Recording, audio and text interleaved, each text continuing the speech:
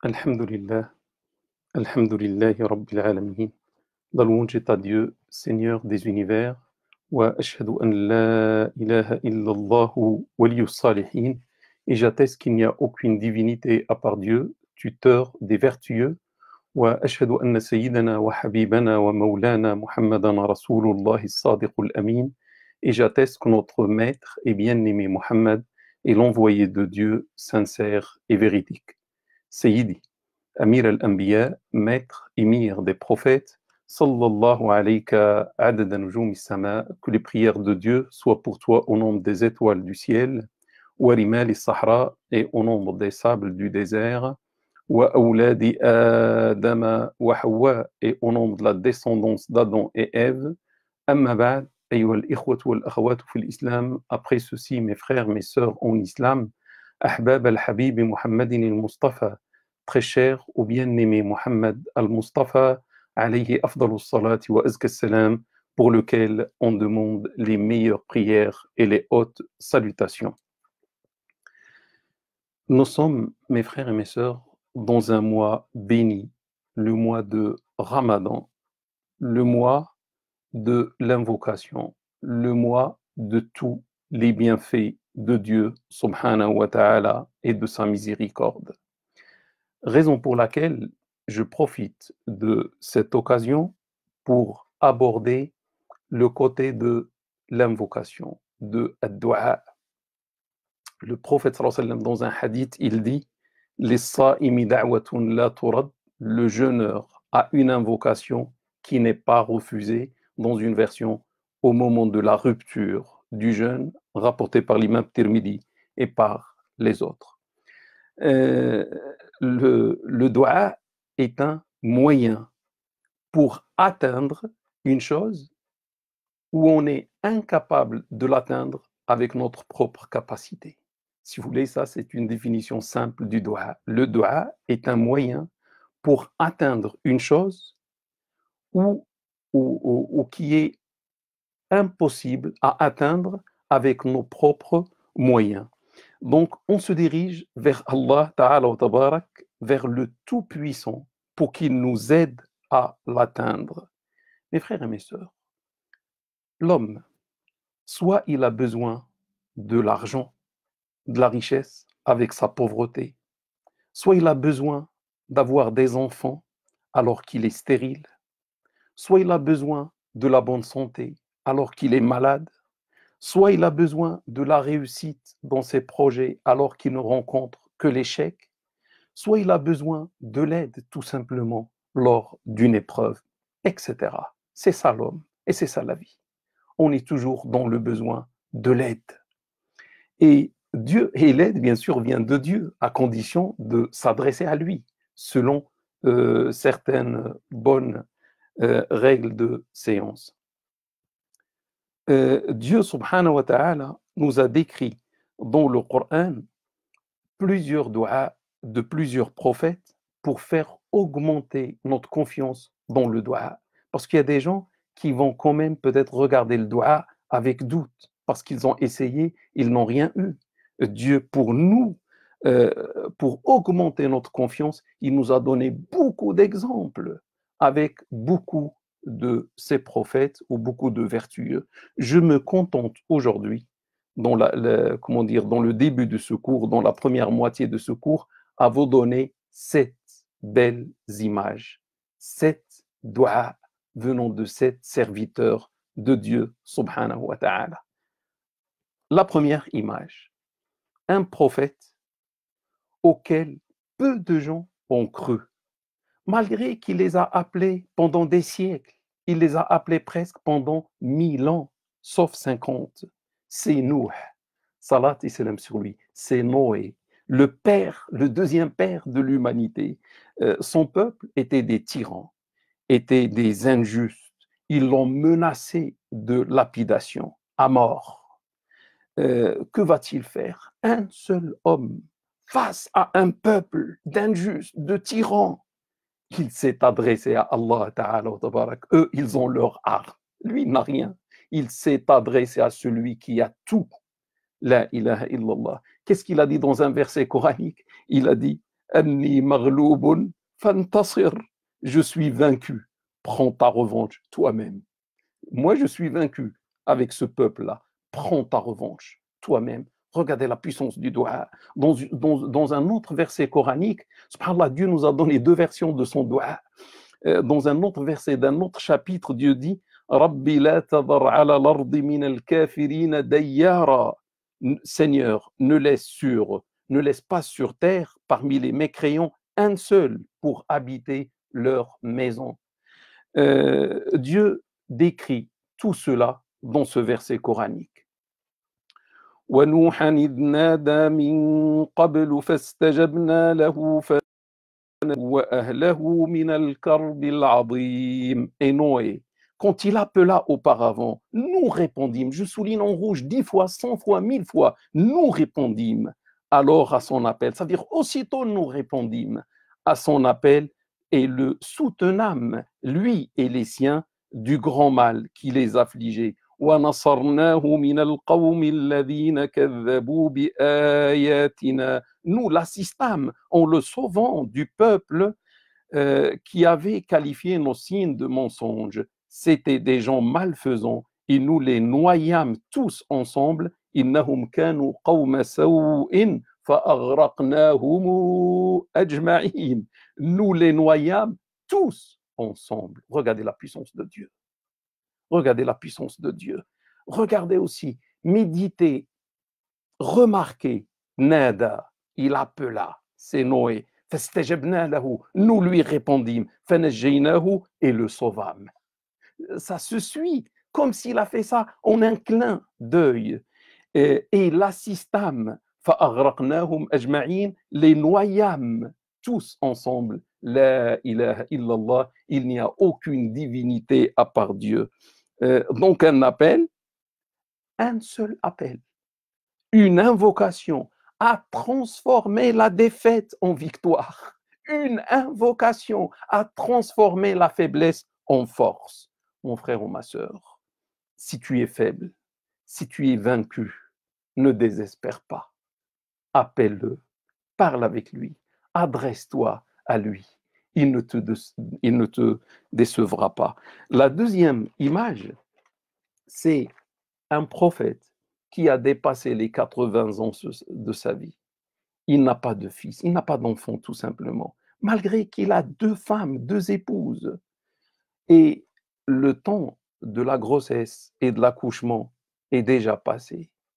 Est-ce qu'il va rester comme ça jusqu'à la mort? Sa femme Sarah a dépassé l'âge de la ménopause. Elle est stérile. C'est Abraham, salat et salam sur lui. Ibrahim, qui connaît bien la aqida musulmane, qui connaît bien la foi musulmane, qui connaît bien le Tout-Puissant, le Maître et Seigneur de toutes choses. Il a demandé l'impossible pour les humains, mais l'impossible pour les humains est possible pour Dieu, subhanahu wa ta'ala. Une femme à la ménopause, une femme stérile, une femme très, très, très âgée. Et il demande quand même, regardez la confiance en Dieu, subhanahu wa ta'ala. Le verset coranique dit, Ibrahim a demandé à Allah en disant, Rabbi habli min as-salihin, Seigneur, donne-moi progéniture d'entre des vertueux. Regardez, il demande la progéniture. Normalement, s'il lui donne la progéniture, c'est bon. Il demande en plus des vertueux, pas n'importe quelle progéniture, des vertueux. Il demande 2 choses en un doua. Seigneur, donne-moi progéniture d'entre les vertueux. Le verset qui suit juste après, Dieu dit nous lui annonçâmes, c'est-à-dire aussitôt, nous lui annonçâmes la venue d'un garçon plein de raisons. 10 versets, dans le même chapitre, 10 versets plus loin, Dieu dit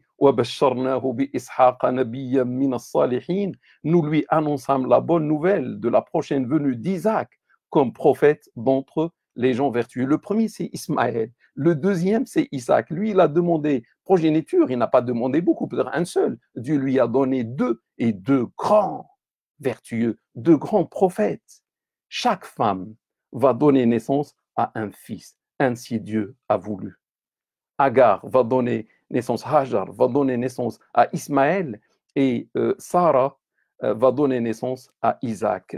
Et à partir d'Ismaël, de cette descendance-là, bénie, vertueuse, va apparaître un jour le grand de tous les temps, Muhammad sallallahu alayhi wa sallam, grâce à l'invocation d'Ibrahim, salat et salam sur lui. Merci Ibrahim d'avoir fait cette invocation à partir de laquelle viendra plus tard notre cher prophète Muhammad sallallahu alayhi wa sallam. Alors que Sarah était stérile, on a dit, à la ménopause, une dame très très âgée.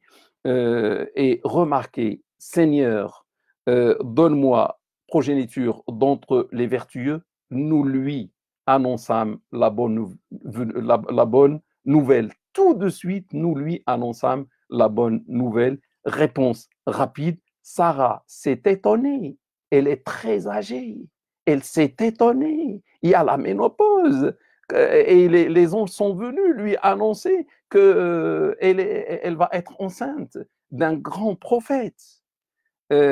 Sarah, que les salutations de Dieu soient pour elle. Combien cette dame, combien cette femme a souhaité longuement, pendant sa jeunesse, un fils pour rendre son mari joyeux, pour rendre son mari Ibrahim, Abraham, joyeux, Abraham. Et elle, qui ont attendu pendant toute la jeunesse, maintenant il a dépassé 80 ans. Regardez combien elle a attendu avec patience, avec conviction en Dieu subhanahu wa ta'ala, et avec confiance en Allah ta'ala wa tabarak, et Allah a voulu. C'est lui qui a voulu. Il a voulu lui donner ce qu'elle a demandé, ou ce que son mari a demandé à leur âge avancé pour montrer sa puissance. Comme quoi, il n'y a pas que la jeune femme qui peut donner naissance aux enfants, même la femme âgée, avec l'aide de Dieu, peut donner, comment dire, elle aussi peut tomber enceinte et peut accoucher, alors qu'elle n'a plus la force de la jeunesse. La troisième image, un prophète dont le fond de l'océan, subhanallah, Jonas, salat et salam sur lui, emprisonné dans une prison mobile, indétectable, dans le fond de l'océan, sans repas, sans boisson, dans l'obscurité, trois obscurités, il ressent que la mort est proche. L'obscurité de la nuit, l'obscurité du ventre de la baleine, l'obscurité de la profondeur des mers. Mais il connaît Dieu, subhanahu wa ta'ala.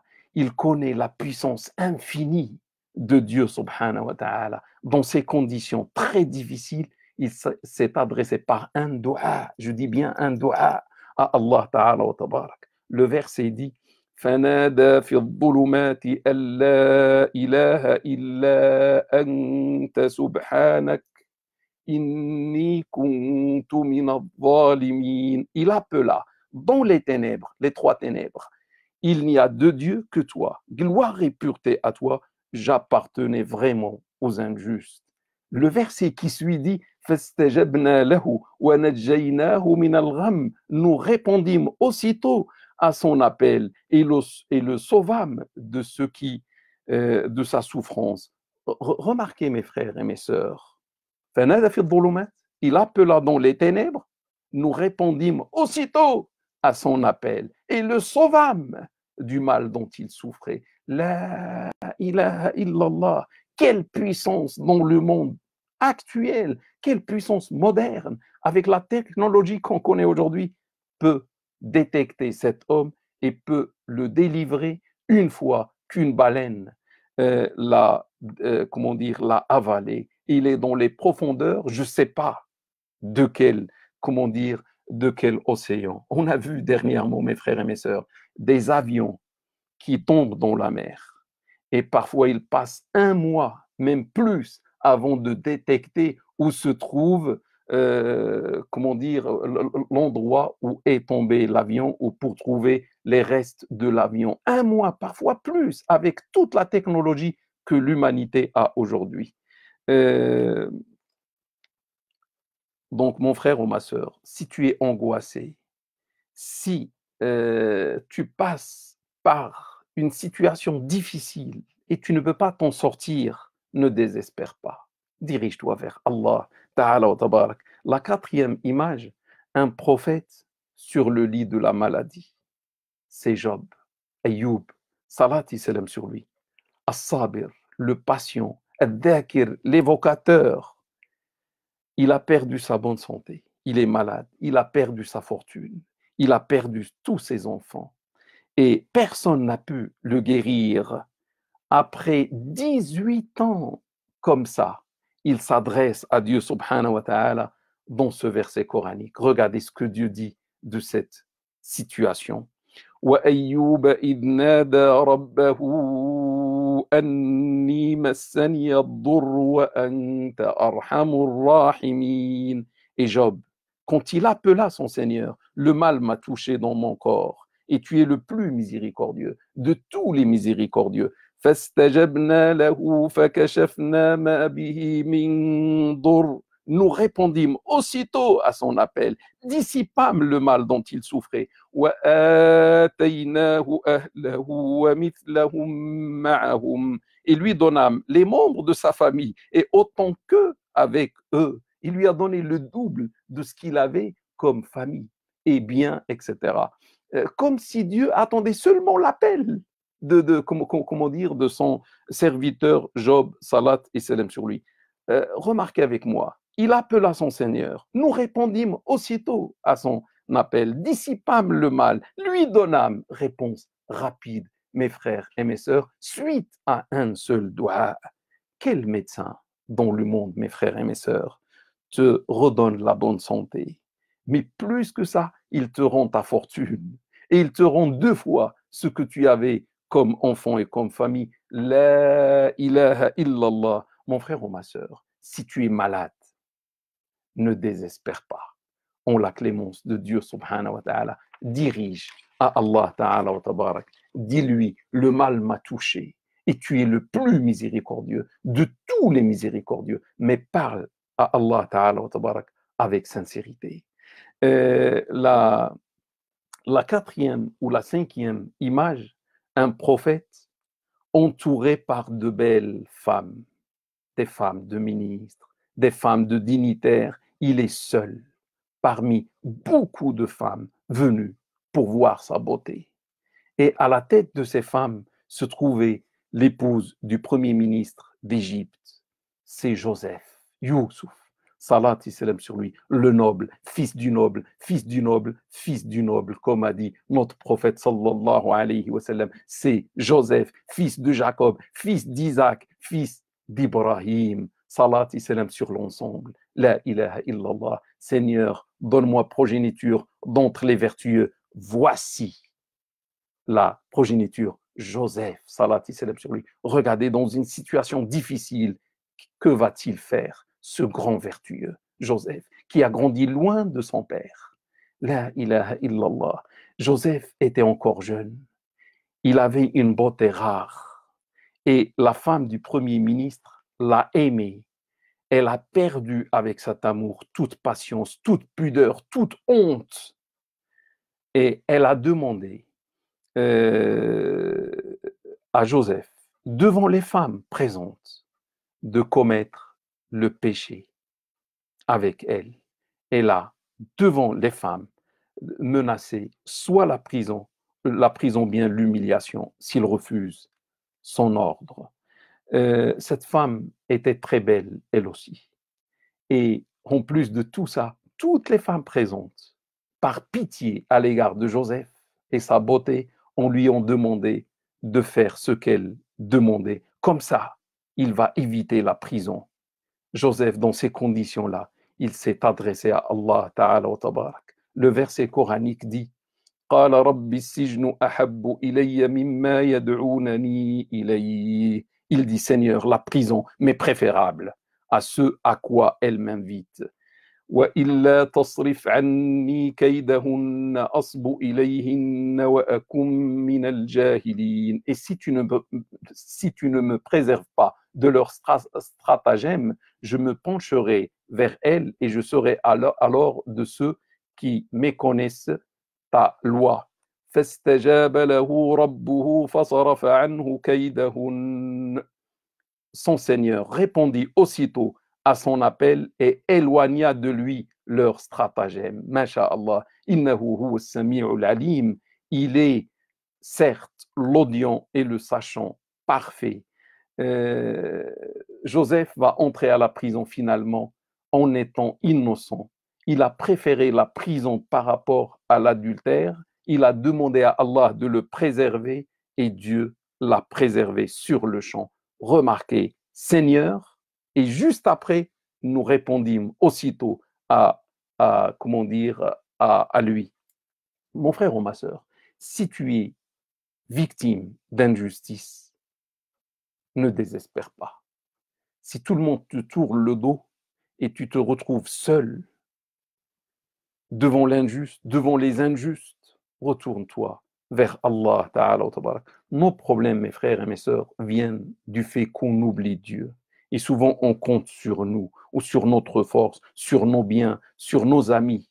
Et on oublie Allah Ta'ala wa tabarak. On oublie le grand, le tout-puissant. Et notre malheur vient de cet oubli-là.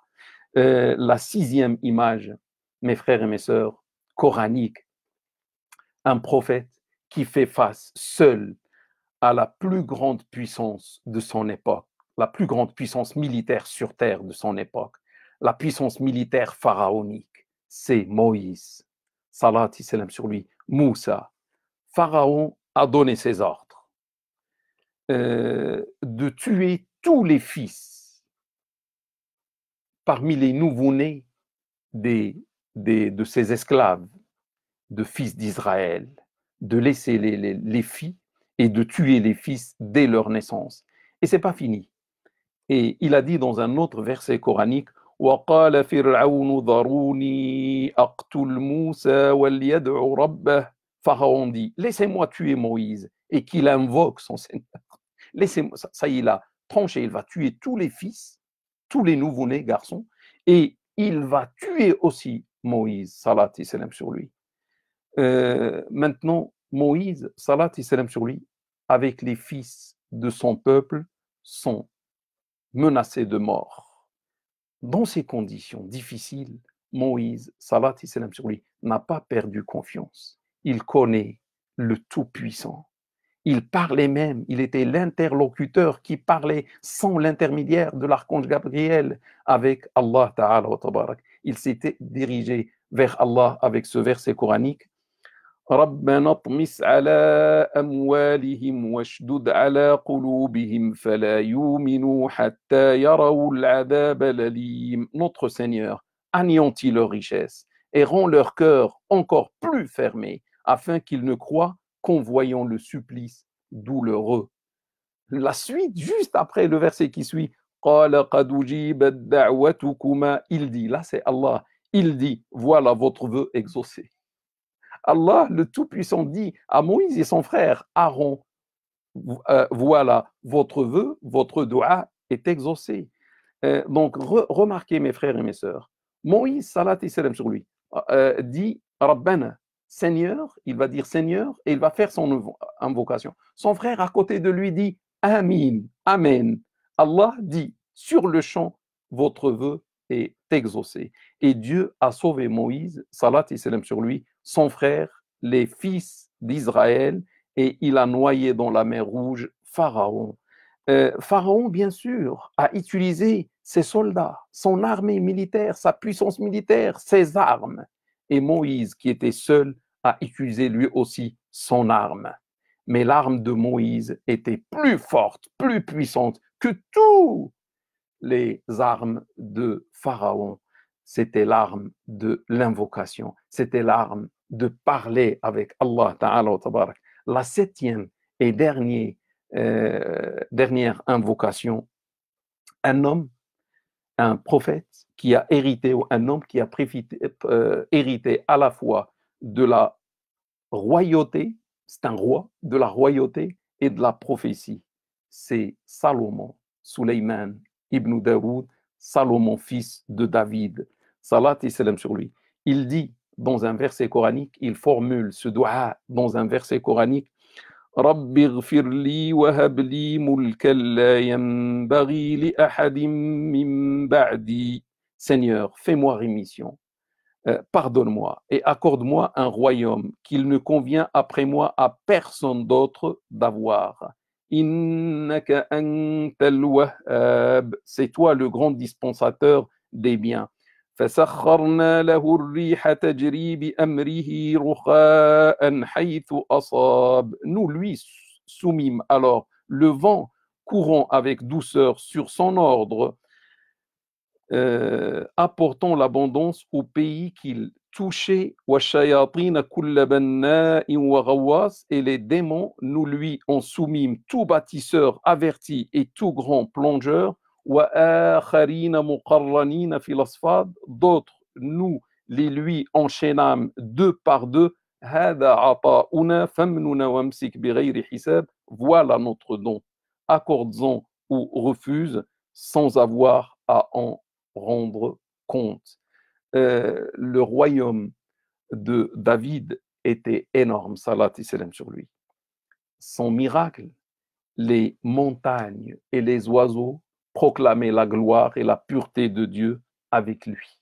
Lorsque David commençait à évoquer Dieu et à faire le tasbih, les montagnes, les oiseaux à côté de lui faisaient le tasbih de Dieu subhanahu wa ta'ala. Et c'est pas fini. Dieu lui a rendu le fer malléable. Il faisait du fer ce qu'il faisait, ce qu'il voulait. Ça, c'était le miracle et le royaume de David, salat et salam sur lui. Son fils a voulu plus. Donc, il a demandé à Dieu un royaume sublime que personne après lui ne devra avoir. Et Dieu rapidement a exaucé son vœu. Donc, il lui a donné pas un royaume que personne après lui ne va avoir, mais il lui a donné un royaume que personne avant lui ou après lui n'a eu. Et il parlait avec les oiseaux, subhanallah. Il dirigeait les djinns et les diables et le vent, etc. Mon frère ou ma sœur, si tu es pauvre, ne désespère pas. Si tu ne trouves pas le travail, ne désespère pas. Parle avec Allah Ta'ala wa Tabarak. Il sait répondre. Seulement nous, on oublie Dieu Subhanahu wa Ta'ala. Maintenant, je m'interroge, ou quelqu'un va s'interroger, est-ce que Dieu, c'est beau ce qu'on vient de voir, ces images sont très belles, mais est-ce que Dieu répond et exauce seulement aux doigts, aux invocations de ses prophètes uniquement? Parce que nous, on fait des doigts et on ne voit pas la réponse. La réponse, non, mes frères et mes sœurs. Dieu exauce le doigt et l'invocation de tous les croyants et de toutes les croyantes. Dieu dit après l'histoire de Jonas, salat et salam sur lui, c'est ainsi que nous sauvons les croyants. Donc, ce n'est pas réservé à Jonas, ce n'est pas réservé aux prophètes. C'est ainsi que Dieu, comment dire, se comporte devant tous les doigts venant de tous les croyants et toutes les croyantes. Après ces 7 images sublimes du Saint-Coran, je vous dis, mes frères et mes sœurs, avez-vous vu la puissance infinie de Dieu, la capacité de Dieu? Et je m'interroge sur le champ, comment avons-nous négligé cette puissance infinie, cette capacité sublime dans notre vie? Pourquoi nous avons négligé tout cela? Pourquoi nous avons oublié tout cela? Mon frère, et après on vit dans les problèmes. Mon frère ou ma sœur, si tu es vaincu, si tu es faible, adresse-toi à Allah. Si tu es malade, si tu es souffrant, adresse-toi à Allah. C'est ton Seigneur. C'est ton maître Seigneur. Il aime que tu t'adresses à lui. Et il aime qu'il te donne ce que tu veux. Si tu es stérile, frère ou sœur, adresse-toi à Allah, fais comme Ibrahim, salat et salam sur lui. Si tu es dans une angoisse, si tu passes par le stress, par un problème que tu n'arrives pas à résoudre, dirige-toi vers Allah, fais comme Jonas, salat et salam sur lui. Si tu es victime d'injustice et tu es innocent, dirige-toi vers Allah, fais comme Joseph, salat et salam sur lui. Si tu es pauvre, si tu es dans le besoin, dirige-toi à Allah Ta'ala wa Tabarak. Fais comme Salomon, salat et salam sur lui. Si tu n'as pas le travail, dirige-toi vers Allah Ta'ala wa Tabarak. Et il va te surprendre. Wallahi, Dieu nous surprend par ses dons lorsque ces derniers arrivent. Si tu, si tu n'arrives pas à te marier, personne ne veut de toi, aucune femme ne t'accepte, aucun homme ne t'accepte. Dirige-toi vers Allah Ta'ala wa Tabarak et tu seras accepté, frère ou sœur, et tu vas te marier, frère ou sœur. Si tu as comment dire, un projet à réussir et tu n'arrives pas, tu as un examen à réussir et tu doutes, dirige-toi vers Allah Ta'ala wa Tabarak.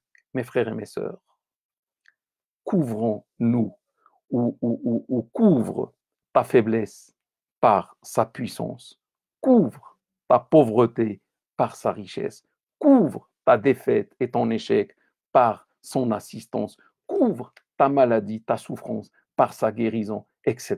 Et pour apporter cette couverture, il faut seulement faire un dua. Pourquoi on préfère, mes frères et mes sœurs, vivre loin de Dieu, loin de la source de la puissance infinie, faisons comme les prophètes, salat et salam sur eux, et ne prive pas ta personne, frère ou sœur, du soutien de Dieu, subhanahu wa ta'ala. Sachez, mes frères et mes sœurs, que Dieu, lorsqu'il a parlé des versets coraniques du jeûne, à partir du verset 183 qui se trouve dans le chapitre 2, la vache, Al-Baqarah, il était en train de parler, par exemple, ça c'est la longueur ou les lignes qui parlent des versets du jeûne. Lorsqu'il a dit une certaine partie, il a placé le verset que je vais dire là. Il était en train de parler du jeûne. Et après, il va finir par parler sur le jeûne. Mais il a fait une pause entre jeûne et jeûne. Il a placé ce verset. Vous savez, ce verset, c'est le verset de dua, de l'invocation. Je vais vous dire ce que Dieu a dit. وَإِذَا سَأَلَكَ عِبَادِي عَنِّي فَإِنِّي قَرِيبٌ. Si mes serviteurs t'interrogent sur moi, je suis très proche, je suis tout proche. Ça veut dire de chacun d'eux, par ma science, par ma puissance, par mon assistance. أُجِيبُ دَعْوَةَ الدَّاعِي إِذَا دَعَانِ. Répondant à l'appel de l'invocateur quand il m'appelle. فَلْيَسْتَجِيبُوا لِي وَلْيُؤْمِنُوا بِي لَعَلَّهُمْ يَرْشُدُونَ. Qu'ils répondent donc à moi et qu'ils croient à moi, peut-être deviendront-ils sensés. Donc, lorsque Dieu a placé ce verset de dua, de l'invocation, au milieu, au centre même des versets qui parlent du jeûne, du mois de Ramadan, c'est comme s'il nous dit, gloire et pureté à lui, mes serviteurs, n'oubliez pas que le dua fait partie du jeûne. On ne peut pas jeûner, on ne peut pas faire un mois de Ramadan sans s'adresser à Allah Ta'ala wa Tabarak, sans parler avec Allah. Et comme si Allah rappelle aux jeûneurs de ne pas oublier l'invocation et le dua. Et surtout, surtout, surtout, au moment de la rupture du jeûne, avant de rompre le jeûne, faire un dua. Et surtout, surtout, au dernier tiers de la nuit, avant suhour. Mon frère ou ma sœur, Dieu est très proche de toi. C'est lui qui le dit, par sa science, bien sûr. Il répond à ton appel. C'est lui qui le dit.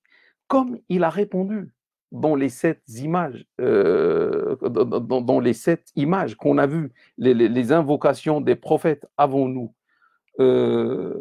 Peut-être quelqu'un va dire, moi je n'invoque pas Dieu, subhanahu wa ta'ala, je ne fais pas de dua à Allah parce que je n'ai aucun besoin. J'ai le travail, j'ai ma femme, j'ai mes enfants, j'ai mon foyer, j'ai ma voiture, j'ai tout. Pourquoi je fais dua à Allah Ta'ala wa tabarak? La réponse, regardez ce que Dieu dit dans ce verset coranique. وَقَالَ رَبُّكُمُ ادْعُونِي أَسْتَجِبْ لَكُمْ. Votre Seigneur a dit, invoquez-moi et je vous répondrai ou je répondrai à votre appel. C'est Allah qui dit. Votre Seigneur a dit, invoquez-moi et je répondrai à votre appel. Et juste après, il a dit, إِنَّ الَّذِينَ يَسْتَكْبِرُونَ عَنْ عِبَادَتِي سَيَدْخُلُونَ جَهَنَّمَ دَاخِرِينَ. Ceux qui, par orgueil, refusent mon adoration, entreront en enfer avec humiliation. Vous savez ce qu'ont dit les exégètes à propos de ce verset coranique? Ils ont dit, ceux qui, par orgueil, refusent mon adoration, Ça veut dire ceux qui par orgueil refusent mon invocation, refusent de m'invoquer, refusent de me faire des doigts. Pourquoi? Parce que juste avant, il a dit, votre Seigneur dit, invoquez-moi et je répondrai à votre appel. Ceux qui par orgueil refusent mon adoration, alors qu'il parlait de doigt. Ça veut dire ceux qui par orgueil refusent le doigt. Si c'est par orgueil, c'est la suite entreront en enfer avec humiliation. C'est pour ça le prophète sallallahu alayhi wa sallam a dit dans un hadith الدعاء هو العبادة أو الدعاء نعم الدعاء هو العبادة. L'invocation, le dua, c'est l'adoration. Rapporté par l'imam At-Tirmidhi et l'imam Abu Daoud. Donc, le dua, c'est l'adoration. Le dua avec sincérité, bien sûr, c'est l'adoration. Moi, je dis, le dua avec sincérité, c'est pas l'adoration. C'est le top de l'adoration. Ça dépasse toute autre adoration. Parce que parfois, on prie et on tombe dans l'oubli, comment dire, on oublie qu'on est face à Dieu, subhanahu wa ta'ala, dans le jeûne, dans le hajj, etc. Mais dans le dua, on parle avec Allah, on se concentre en parlant avec Allah. Donc, si on arrive à nous concentrer, si on arrive à être sincère, si on sait qu'on est face à Dieu, ça c'est le top de l'adoration. Et surtout si on le fait avec larmes et avec humilité, comme ce qu'on va voir. Donc là, mes frères et mes sœurs, invoquez-moi et je répondrai à votre appel. C'est un ordre. C'est un invoquez-moi. Invoquez-moi. C'est un ordre venant de celui qui a toute la puissance. L'ordre est fait donc par celui qui a la puissance infinie. L'ordre est fait à celui qui a la faiblesse infinie, à moi, à toi, au serviteur. Et l'homme a été créé faible. L'ordre, c'est de l'invoquer. Et il nous a donné la promesse de répondre à notre invocation. Ne pas saisir par le doigt cette occasion, normalement, est une maladresse, normalement, est une folie. Dieu qui te demande, qui te fait l'ordre de l'invoquer, demande-lui ce que tu veux. Et il te dit, je réponds à ton appel. Et on ne saisit pas l'occasion. Ça, c'est une négligence, mes frères et mes sœurs.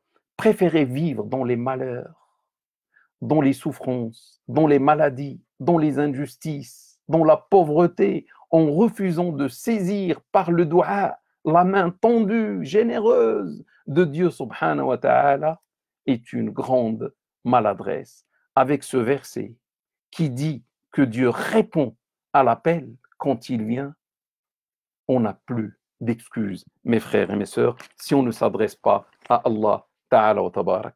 Peut-être ou bien, mes frères et mes sœurs, le prophète sallallahu alayhi wa sallam dit dans ce sens-là, "Man lam yas'alillah yaghdab alayh." Celui qui ne demande rien à Dieu subhanahu wa ta'ala, Dieu se met en colère contre lui. Rapporté par l'imam Tirmidhi. Celui, le croyant, la croyante, qui ne demande rien à Dieu, Dieu se met en colère contre lui. Rapporté par Tirmidhi.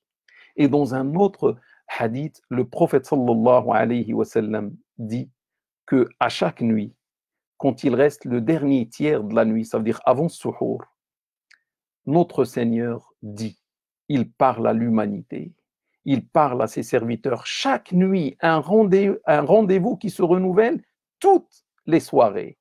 Il dit, qui m'invoque et j'exauce son vœu, qui me demande quelque chose et je la lui donne, qui demande mon pardon et je le lui offre. Unanimement authentique, rapporté par Bukhari et Muslim. Dieu, chaque nuit, quand il reste un tiers, il parle avec ses serviteurs. Qui me fait un doigt? Qui a besoin de quelque chose? Je la lui donne. Qui me fait une demande? Et je réalise ce qu'il veut. Qui a besoin que je lui pardonne? Il me le demande et je lui pardonne. Vous savez, mes frères et mes sœurs, presque dans toute l'année, il trouve les gens en train de dormir. À ce moment-là, certains en train de ronfler. Il n'y a que quelques vertueux, quelques vertueuses qui attendent avec impatience ce rendez-vous pour parler avec Allah Ta'ala wa Tabarak. Et même pendant le mois de Ramadan, mes frères et mes sœurs, presque beaucoup se réveillent pour suhour. Mais les gens ne pensent pas à ça. Ils pensent à manger le suhour. Et c'est tout, attention, il faut manger avant que le fajr arrive, etc. Et les gens oublient de saisir ce moment fort pour parler avec Dieu subhanahu wa ta'ala. Peut-être quelqu'un va dire à la fin, moi, je- tout ce que tu viens de dire, mon frère, est beau. Je n'ai rien à dire. Mais le problème, dans ma vie, j'ai fait beaucoup de demandes à Dieu subhanahu wa ta'ala et il ne m'a pas répondu.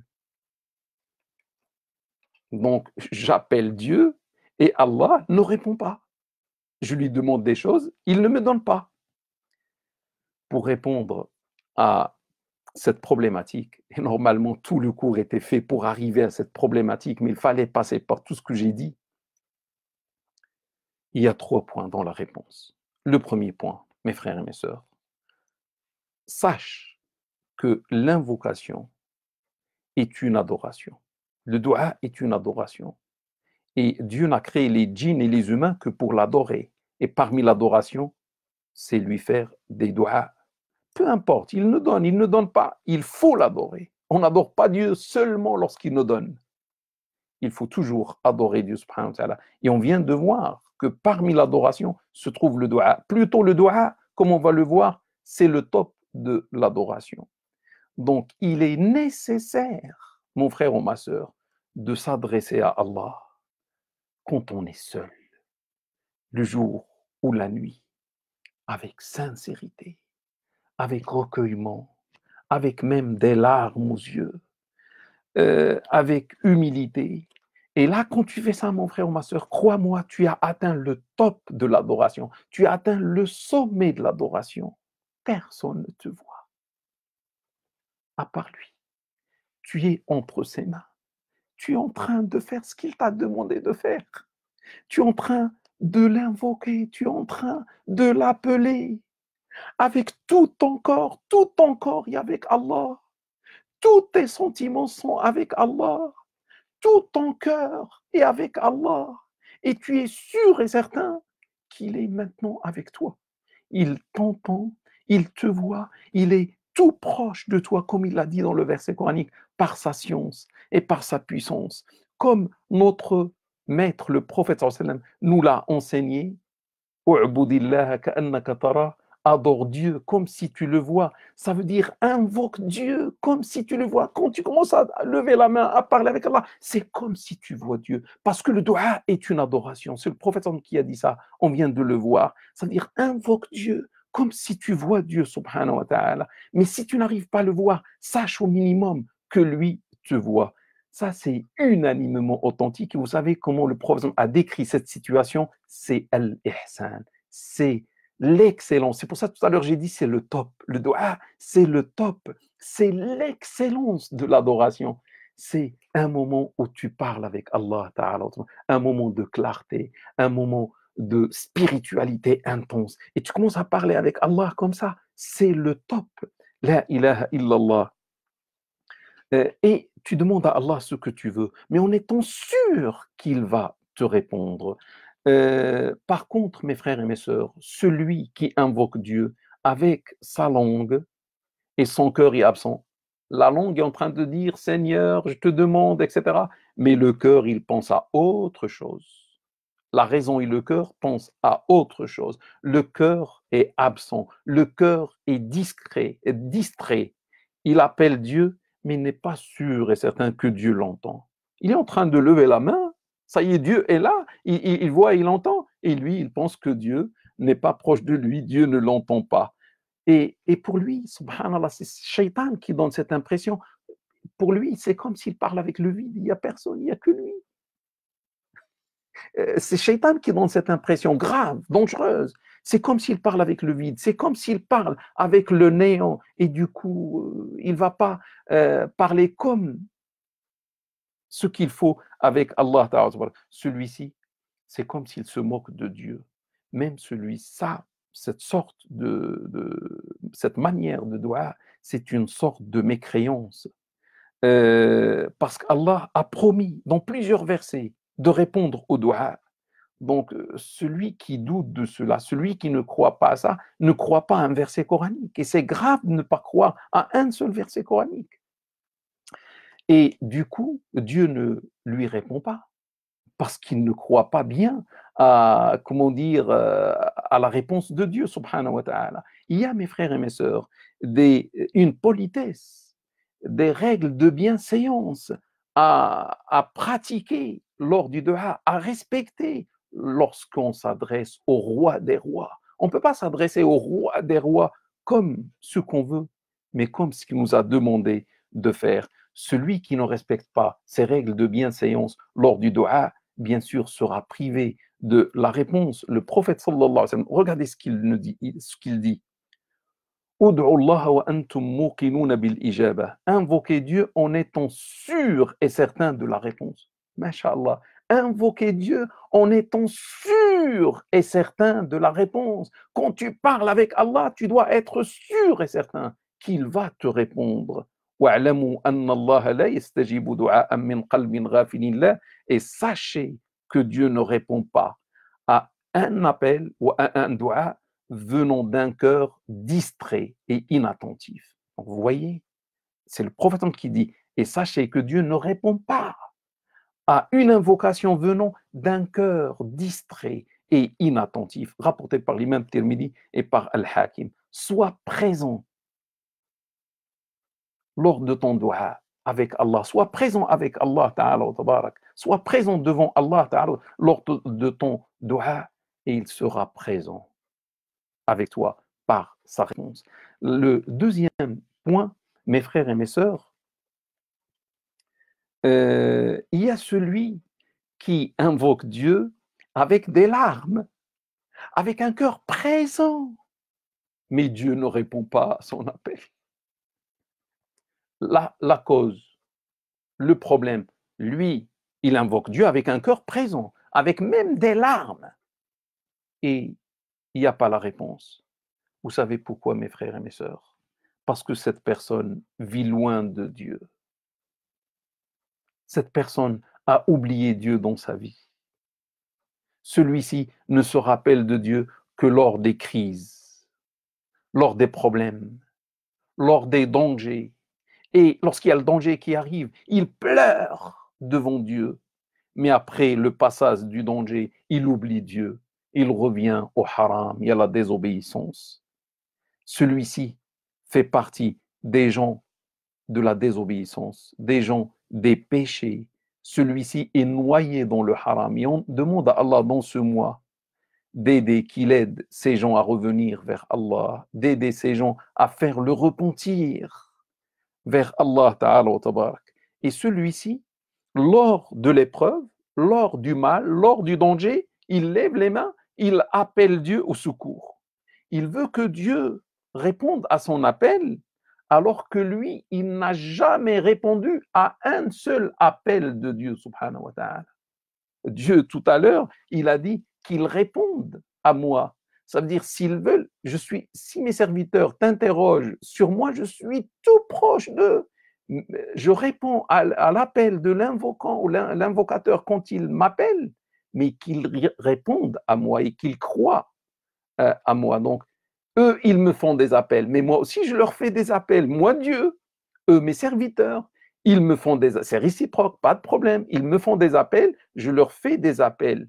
Mais s'ils veulent que je réponde à leurs appels, mais eux aussi qu'ils répondent à mes appels. C'est ce qu'a dit Dieu tout à l'heure. C'est-à-dire, Dieu t'appelle de faire la prière. Il t'appelle de faire la zakat.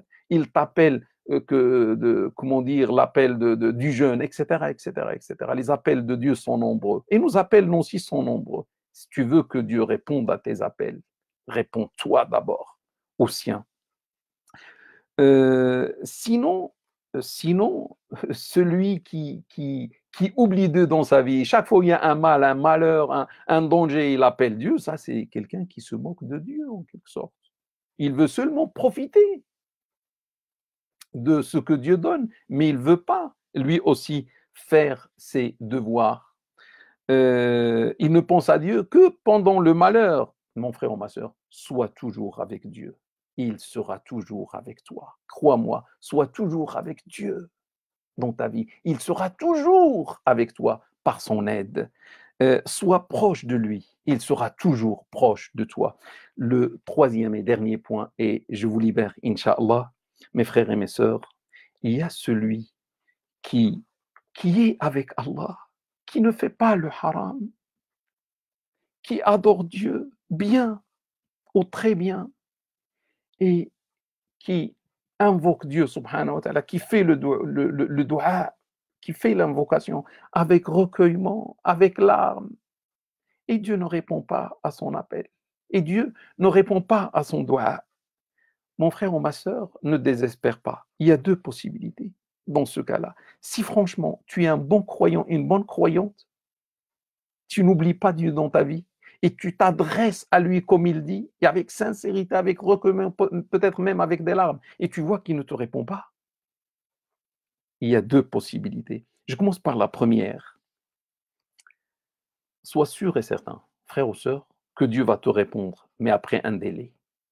Tu te rappelles Sarah qui souhaitait avoir un garçon pendant toute la jeunesse, mais à un certain moment, le garçon est venu. Dieu ne répond pas à toi quand toi tu le veux. Il a entendu, il a vu, mais il t'apporte la réponse au meilleur moment pour toi. Parce que toi, tu ne connais pas le meilleur moment. Donc, il voit le meilleur moment pour t'apporter cette réponse et il va t'apporter ce cadeau. Ne doute pas en Allah Ta'ala wa Tabarak. Donc, supporte avec patience et aie toujours confiance en lui. Et ta patience, ton attente est une adoration. Le retard de la réponse du dua ne doit pas affecter, mon frère ou ma sœur, ta confiance en Dieu. C'est une épreuve pour toi. Parce que tu es croyant, parce que tu aimes Dieu, parce qu'il t'aime lui aussi. Comme ce qu'on a vu un jour, l'amour de Dieu, la réciprocité de l'amour de Dieu. Et il veut voir qu'est-ce que tu vas faire.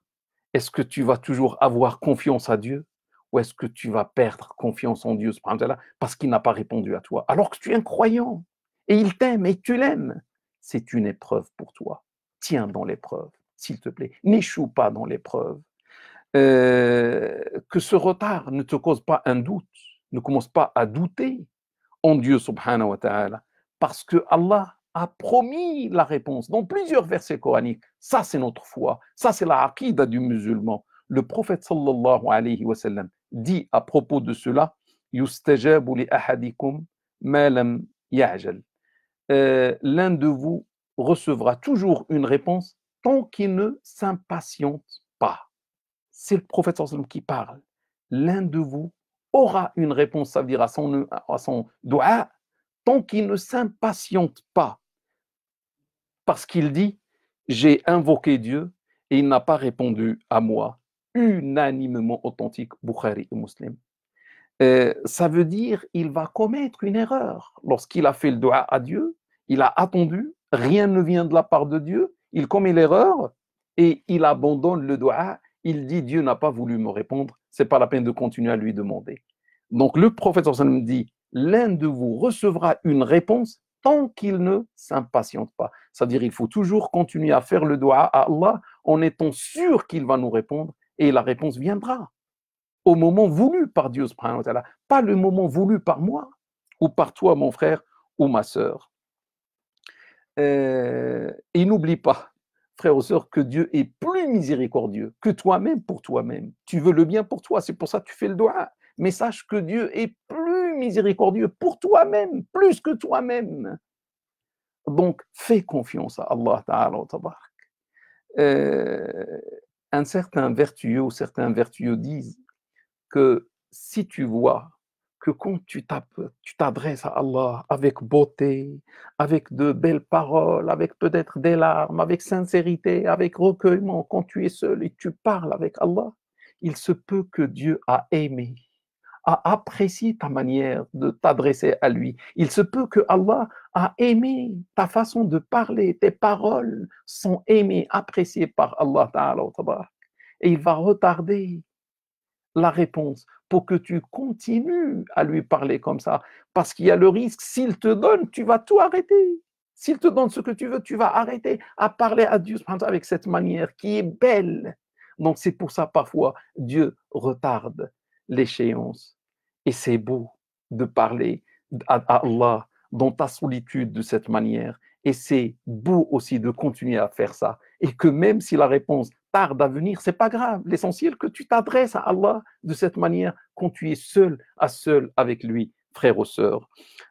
Deuxième possibilité qui est la dernière, Allah peut-être dans la deuxième possibilité, Allah a bien entendu ton dua, mais par sa science énorme, infinie, a su que ce que tu demandes, frère ou sœur, contient un mal pour toi, un danger pour toi. Tu demandes des choses, mais toi, tu ne connais pas l'avenir. Tu demandes des choses, tu crois que c'est bien pour toi. Mais dans l'avenir, si tu as ce que tu demandes, ça va être grave pour toi. Ça va être la maladie, ça va être la mort, ça va être je ne sais pas quoi. Et toi, tu ne le sais pas. Donc, Dieu t'aime beaucoup, comme on l'a dit un jour. Bien sûr, toi aussi, tu aimes Dieu, mais comme il t'aime, il sait. Et tu lui demandes quelque chose qui n'est pas bonne pour toi du tout. Il t'aime, il ne va pas te donner ce qui va te faire du mal. Mais lorsque tu lui fais un doua, une demande qui représente un mal pour toi, et toi, tu ne le sais pas, lui, il remplace ce doua par autre chose. Soit, si le doua est bon, il te répond rapidement. Et on a vu ça plusieurs fois. Il te donne ce que tu demandes. Ou bien, avec ton doua qui constitue un mal pour toi, il ne va pas bien sûr te répondre, mais il te donne l'équivalent, il éloigne un mal de toi. Et toi, tu es inconscient. Mais Allah Ta'ala, par ton doigt, il n'a pas répondu à ce doigt, il éloigne, il te donne une autre réponse équivalente, il éloigne de toi un mal. Et toi, tu ne sais rien. Le jour de la résurrection, tu vas comprendre.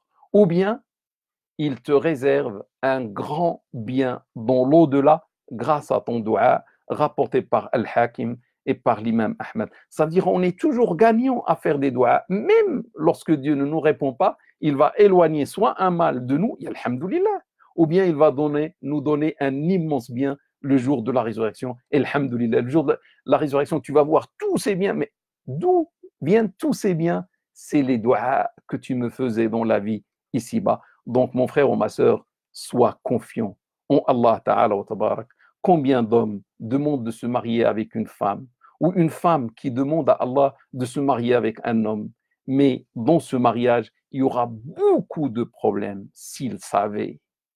C'est-à-dire l'homme est inconvenable, la femme est inconvenable et Dieu ne bénit pas, ne répond pas.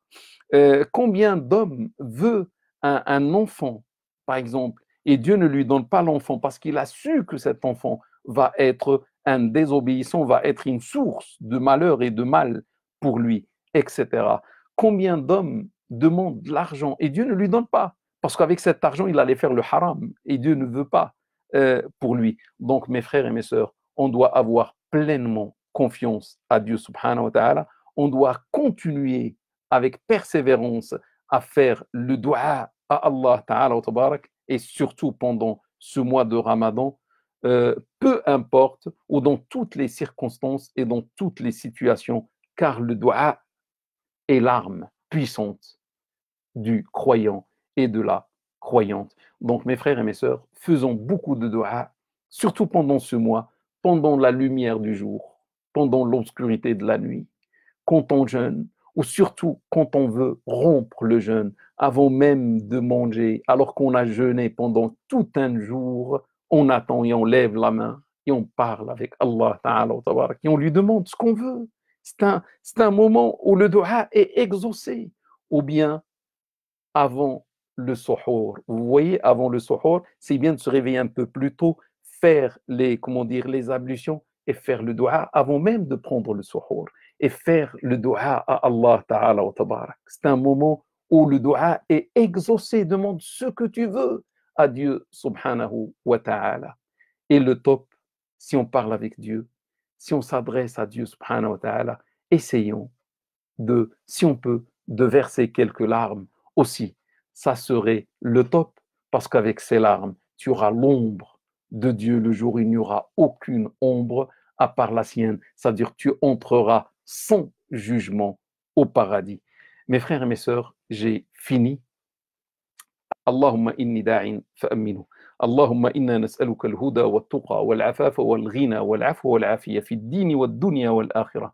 اللهم ألف على الخير قلوبنا وأصلح ذات بيننا واهدنا سبل السلام وأخرجنا من الظلمات إلى النور واجعلنا هادين مهديين غير ضالين ولا مضلين برحمتك يا أرحم الراحمين. سيدي ومولاي يا من لا إله إلا أنت، نسألك يا رب اللهم تقبل منا صيامنا وتقبل منا صلاتنا. اللهم احمنا من كل سوء. اللهم عافنا من كل داء. اللهم اشف مرضانا. اللهم ارحم موتانا. اللهم طهر الأرض جميعا من هذا الوباء. سيدي ومولاي اللهم تقبل دعاءنا.